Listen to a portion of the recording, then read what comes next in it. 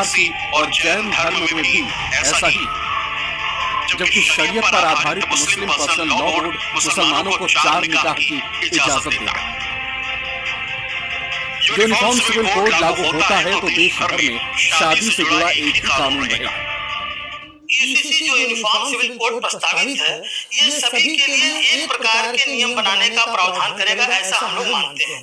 जैसे कि बहुविवाह की जो प्रथा मुस्लिमों में आम है, वो उनके यहाँ जो है 4 शादियां बताई जाती है कि वैलिड मानी जाती हैं। और इस प्रकार का बहुत लोग जो बहुविवाह करना चाहते हैं, वो एक प्रकार से धर्मांतरण करते हैं, मतलब बहुविवाह करने के लिए वो एक हिसाब से मुस्लिम धर्म आकर्षित करता है। तो ये यूनिफॉर्म सिविल कोड इन प्रकार के जो डिस्क्रिमिनेशन है, जो एक हिंदू धर्मावलंबियों में, मुस्लिम धर्मावलंबियों में, सिख धर्मावलंबियों में जो बहुविवाह और तमाम चीजें कुरीतियां कुप्रथाएं जो प्रचलित थी, उनको प्रतिबंधित करेगा। तलाक। हिंदू समेत कई धर्मों के पर्सनल लॉ में तलाक के नियम जितने अलग अलग हैं, ये उतने ही जटिल हैं। हिंदू मैरिज एक्ट के साथ साथ कई धर्मों में अगर शादी में किसी तरह का विवाद है तो किसी को भी अपनी मर्जी या फिर आपसी सहमति से तलाक लेने का अधिकार हासिल है।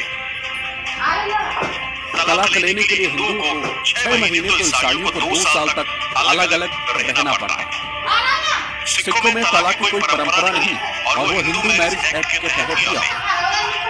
जबकि मुसलमानों में तलाक के दिन, मुता और हलाला जैसी विवादित प्रथाएं आज भी जारी हैं। जाहिर तौर पर यूनिफॉर्म सिविल कोड के आने के बाद ये सारे कानून किसी काम के नहीं रह जाएंगे। जो 3 तलाक प्रतिबंधित किया गया कुछ साल पहले, तो अभी भी 3 तलाक खत्म नहीं हुआ है। 3 तलाक जो एक झटके में बोला जाता था, तलाक धर्मावलंबियों में, उसको हिंदू परिवारों में बेटियों को विरासत का अधिकार नहीं था। साल 2005 में हिंदू सक्सेशन एक्ट में बदलाव किया गया, जिसके बाद बेटियों को पैतृक संपत्ति में समान हिस्सा पाने का कानूनी अधिकार मिला। सिख, जैन और बौद्ध धर्म में बेटियों को विरासत में बराबरी का अधिकार हासिल है। वहीं शरीयत एक्ट 1937 के मुताबिक एक मुस्लिम परिवार में जन्मी बेटी को पिता की संपत्ति में अपने भाई के मुकाबले आधा हिस्सा ही मिलता है। अब सवाल है कि यूनिफॉर्म सिविल कोड आने के बाद इनमें से कौन सा कानून रह जाएगा और किसे खत्म कर दिया जाएगा।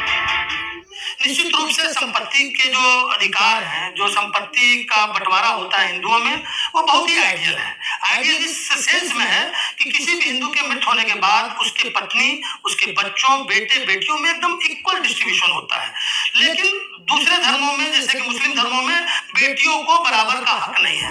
उनको अपने पैतृक संपत्ति में कुछ अंश मात्र ही मिलता है। तो ये भी एक प्रकार के समाज में डिस्क्रिमिनेशन पैदा करता है। यहाँ पे बेटे बेटियों को बराबर का हक है, वहाँ पर बेटे बेटियों का हक नहीं है। यूसीसी के बाद क्या होगा कि सभी धर्मों के जो वसीयत के प्रावधान है, जो प्रॉपर्टी राइट्स के प्रावधान है, इन सब में एक रूपता आएगी। तो ये यूनिफॉर्म सिविल कोड इस तरफ की रास्ता प्रशस्त करेगा। बच्चा गोद लेना। भारतीय संस्कृति में वंश परंपरा बेहद महत्वपूर्ण है।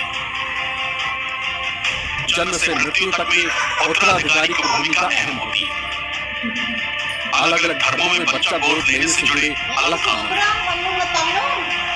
एडॉप्टेशन एंड मेंटेनेंस एक्ट 1956 के मुताबिक हिंदुओं को बच्चों को गोद लेने का अधिकार हासिल है।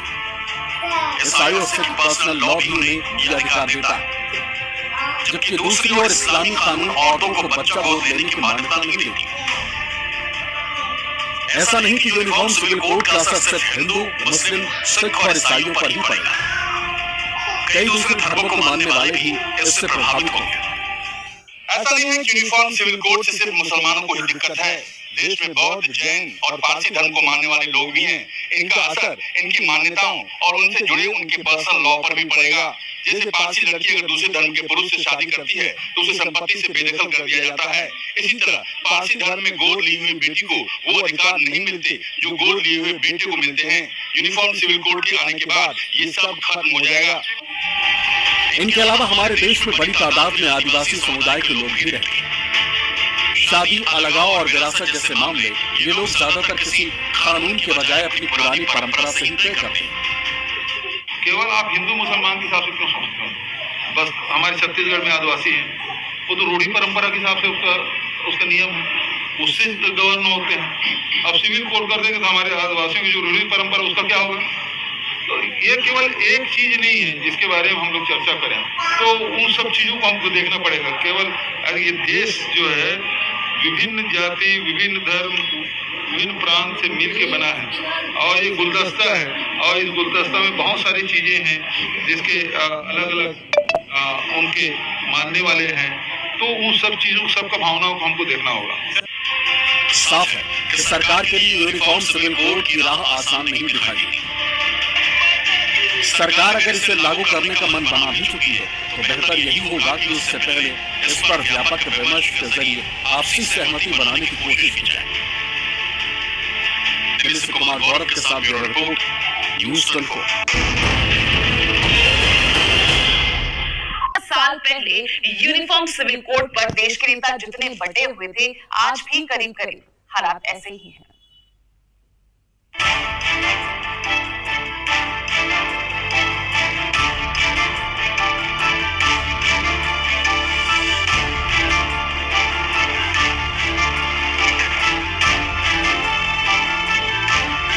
आप मुझे बताइए, एक घर में परिवार के एक सदस्य के लिए एक कानून हो, परिवार के दूसरे सदस्य के लिए दूसरा कानून हो, तो क्या वो घर चल पाएगा? क्या कभी भी चल पाएगा क्या?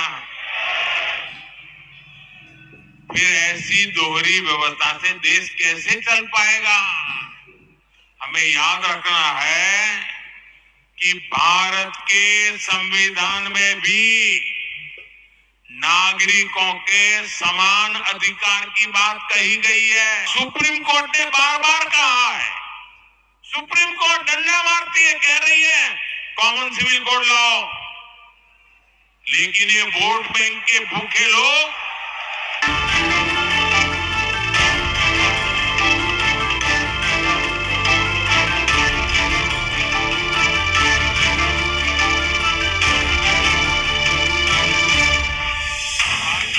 कुछ दिन पहले भोपाल के अपने भाषण में प्रधानमंत्री ने एक सांस में समान नागरिक संहिता का सवाल अपने समर्थकों के बीच उठाया और ये करीब करीब तय हो गया कि देश के चौहद्दियों पर 24 के चुनावों की मुनादी हो चुकी है। राम मंदिर और धारा 370 के बाद बीजेपी के चुनावी चाणक्यों का व्याकरण उस समय और भी शुद्ध और दुरुस्त लगने लगा जब उनके विरुद्ध पटना में जुटी कुल 15 पार्टियों में से 2 अपने स्टैंड से पलटी मारकर सरकार के साथ हुई।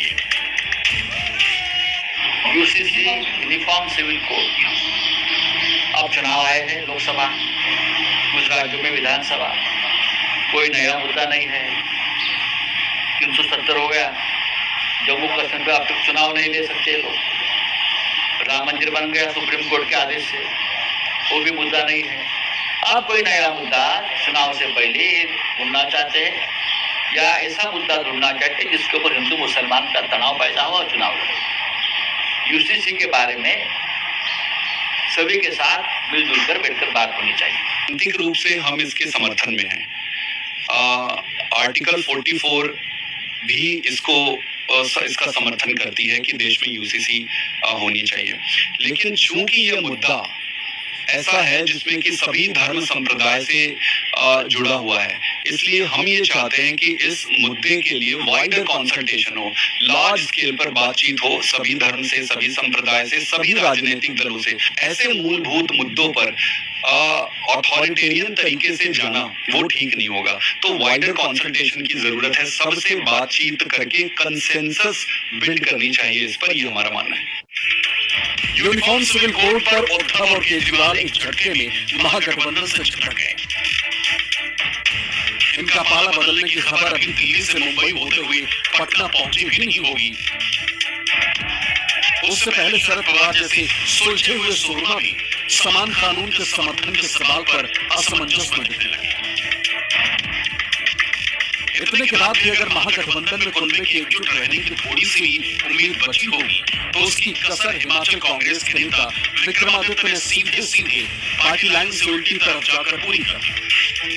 यूनिफॉर्म सिविल कोड के बारे में एक डिबेट छेड़ने का प्रयास देश के अंदर किया जा रहा है। हमने ये कहा है कि यूनिफॉर्म सिविल कोड जब भी आएगा हम इसका समर्थन करेंगे। कांग्रेस पार्टी भी एज एंड व्हेन जब ये लाया जाएगा उस समय इसके ऊपर पूरा समर्थन दिया जाएगा। मगर अभी जो बर्निंग इश्यूज हमारे देश के अंदर है उसके ऊपर भाजपा बात करती नहीं है और लोगों को भ्रमित करने के लिए, मुद्दा बनाने के लिए इस तरीके की एक नई डिबेट जो है वो देश के अंदर छेड़ देती है। कांग्रेसी कुनबे में ऐसी कलह देखकर बीजेपी अगर मंद मंद मुस्कुरा रही हो तो अगली बार उसकी खुद की ही दीवार में दरार पड़नी पड़ी। मेघालय के मुख्यमंत्री यूनिफॉर्म सिविल कोड पर सिर्फ अपनी पार्टी के खिलाफ ही खड़े नहीं हुए, बल्कि एक तरफ से वो इस पर प्रधानमंत्री की खींची लकीर को भी पार कर गए। ये हिम्मत है या जुर्रत, आप खुद तय करिए। It goes against the actual idea of India itself. India is a diverse nation, and the diversity is what is our strength. Of course, we don't know what will happen in the sense that whether what kind of bill will come out, if it does come out. So, without seeing the actual content of a draft, if it comes out, it will be difficult to go into details. But as I said, from a basic concept point of view, as I said, we are a matrilineal society, for example, and that is what our strength has been, and that is what our culture has been. एक तरफ मेघालय के मुख्यमंत्री संस्कृति का हवाला देकर uniform civil code के concept को ही सिरे से ही खारिज कर रहे हैं और दूसरी तरफ संविधान के नाम पर विरोधी खेमे में सरकार के साथ खड़े होने की होड़ मची।